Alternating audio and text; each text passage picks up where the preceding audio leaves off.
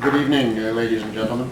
I'd like to echo General Mackenzie's words to say how pleased I think we all are to be here this evening and to talk to you about Kosovo and the recent decision to grant Kosovo independence.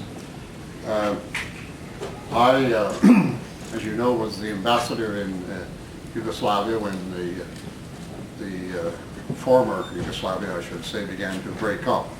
And I was an eyewitness to what I consider to be the failure of the Western democratic countries, that is the European community, and later the United States, to try and resolve that problem without violence and bloodshed. Their intervention in 1991 into the Balkan mess that was developing in Yugoslavia, in my view, prolonged the violence that took place in the Balkans, and indeed added to and intensified the bloodshed. In other words, the Western democracies have made a mess of their attempt, and in my view, they're still making a mess of it. From the outset, the U.S. led NATO powers in dealing with the former Yugoslavia. Their policies and their actions, in my view, have been marked by duplicity, by double standards, by mismanagement, and by cowardice. I'm going to discuss some of what I consider to be the most serious mistakes made by these powers in dealing with the former Yugoslavia. The first one, of course, was their insistence on following the German demand to recognize Croatia and Slovenia prematurely. That act caused a great deal of subsequent trouble. You may recall that there was fighting going on in Croatia between the Serbian population there and the Croatians. The European community stepped in to try and negotiate a peaceful settlement.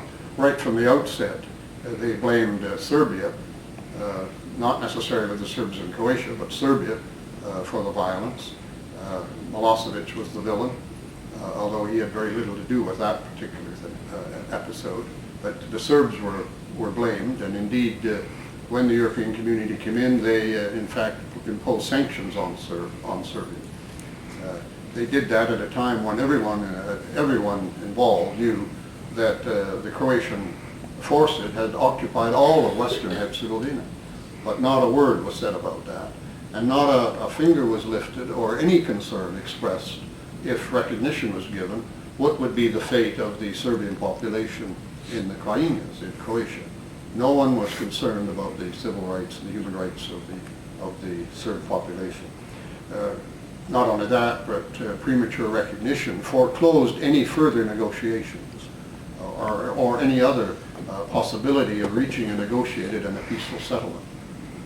The act was done, and the whole nature of the conflict then was changed from what was a civil war going on into a war where Serbia and the JNA were considered to be an aggressive force in Croatia.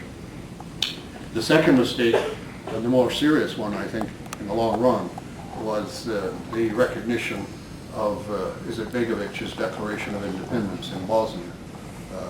When the fighting was going on in Croatia, everybody was very much concerned that it would spill over into Bosnia, and there were reasons for concern because of the events that had taken place there during the Second World War. People were marching for peace, but the United States saw an opportunity to make a gesture towards the Muslim world.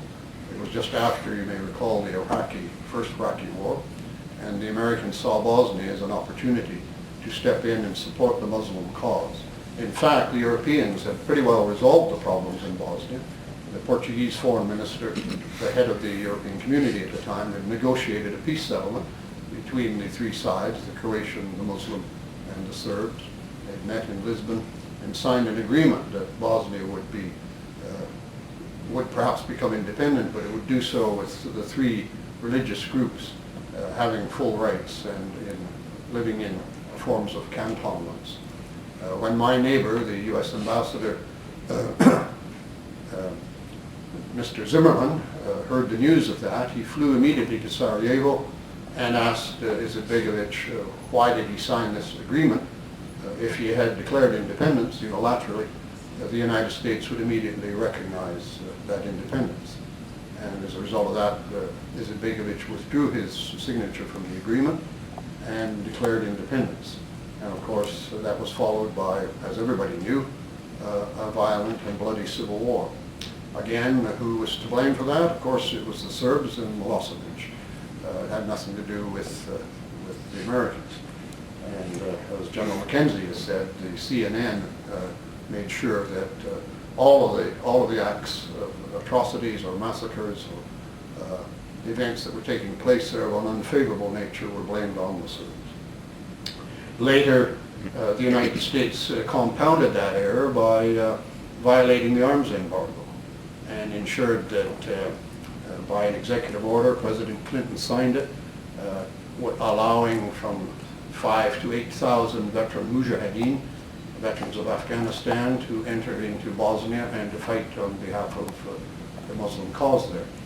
Later, the Muslims in Bosnia were fully equipped by American flights with modern equipment, either brought in through Croatia or even landing aircraft in Tuzla and unloading modern armaments to the Muslims.